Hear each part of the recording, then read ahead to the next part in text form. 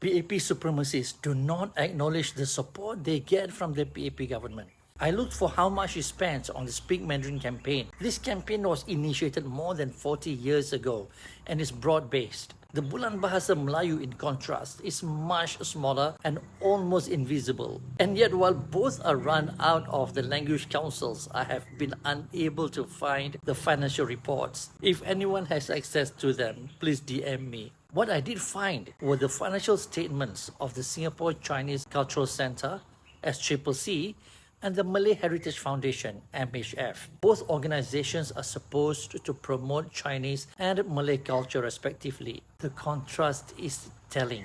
The SCCC is showered with government money. In 2022-23, it received $21.3 million in government grants. In 2023-24, that amount rose to $22.7 million.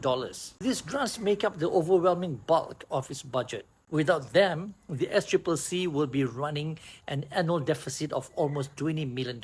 The PAP government ensures that the Chinese Cultural Centre not only survives, but flourishes with extensive programs, exhibitions, and nationwide reach.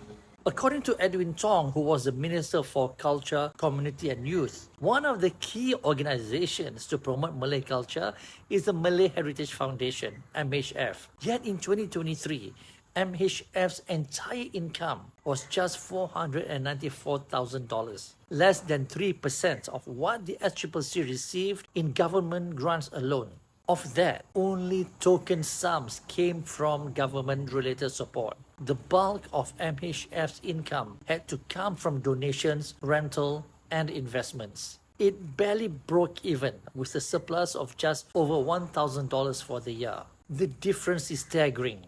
One community's cultural centre receives tens of millions annually in direct state grants. The other survives on museum pieces, donations, and token subsidies. This is the reality PAP defenders refuse to confront. Chinese cultural promotion is not only preserved but expanded with massive government backing. Malay culture, by contrast, is left to foundations struggling to stay afloat, with only symbolic recognition to give the appearance of a dying heritage.